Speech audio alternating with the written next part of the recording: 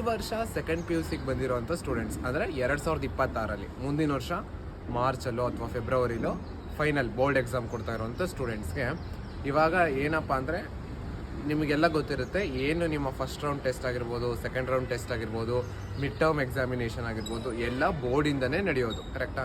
So ಬೋರ್ಡಿಂದನೇ ನಡೆಯೋದು. ನೀವು ಅದರಲ್ಲೆಲ್ಲ ಮಿನಿಮಮ್ ಮಾರ್ಕ್ಸ್ ಅಂತ ತೆಗೆದಿರಲೇಬೇಕು. ಅದನ್ನೆಲ್ಲ ಅಗ್ರಿಗೇಟ್ ಮಾಡಿ ನಿಮ್ಮ ಪ್ರಾಕ್ಟಿಕಲಿಗೆ ಸೇರಿಸಿ ಕೊಡ್ತಾರೆ. ಇದೆಲ್ಲ ನಿಮಗೆ ಗೊತ್ತೇ ಇರುತ್ತೆ. ಕರೆಕ್ಟಾ?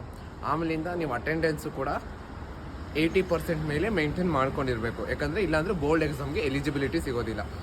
ಅಟೆಂಡೆನ್ಸ್ ಮೇಂಟೈನ್ ಮಾಡಿರಬೇಕು. ಮತ್ತು ಎಲ್ಲ ಪ್ರತಿ ಟೆಸ್ಟಲ್ಲೂ ನೀವು ಅಟ್ಲೀಸ್ಟ್ ಒಂದಿಷ್ಟು ಗುಡ್ ಮಾರ್ಕ್ಸ್ನ ತೆಗೆದಿರಬೇಕು. ಓಕೆನಾ? ಆಮೇಲೆ ಮಿಡ್ ಟರ್ಮ್ ಎಕ್ಸಾಮಿನೇಷನು ಬೋರ್ಡ್ ಕಡೆಯಿಂದನೇ ನಡೆಯುತ್ತೆ.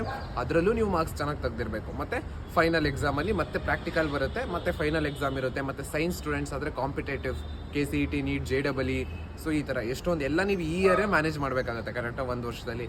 ಸೊ ನಿಮ್ಗೆ ಏನಾದರೂ ಇಂಪಾರ್ಟೆಂಟ್ ಟಾಪಿಕ್ಸ್ ಬೇಕಿದ್ರೆ, ಇಂಪಾರ್ಟೆಂಟ್ ಕ್ವೆಶನ್ ಬೇಕಿದ್ರೆ, ಅದು ಯಾವ ಸ್ಟ್ರೀಮ್ ಬೇಕಾದರೂ ಆಗಿರ್ಬೋದು, ಸೈನ್ಸ್, ಕಾಮರ್ಸ್, ಆರ್ಟ್ಸ್, ನಿಮ್ಗೆ ಏನೇ ಕಮೆಂಟ್ ಡೌಟ್ ಇದ್ದರೂ ದಯವಿಟ್ಟು ಕಮೆಂಟ್ ಮಾಡಿ, ನಾನು ರಿಪ್ಲೈ ಮಾಡ್ತೀನಿ. ನಿಮ್ಗೆ ಏನೇ ಬೇಕಿದ್ರೂ ಕಮೆಂಟ್ ಹಾಕಿ, ನಾನು ರಿಪ್ಲೈ ಮಾಡ್ತೀನಿ. ಮತ್ತು ನಿಮ್ಮ ಫ್ರೆಂಡ್ಸ್ಗೆಲ್ಲ ಶೇರ್ ಮಾಡಿ ಮತ್ತು ಫಾಲೋ ಮಾಡಿ. Thank you.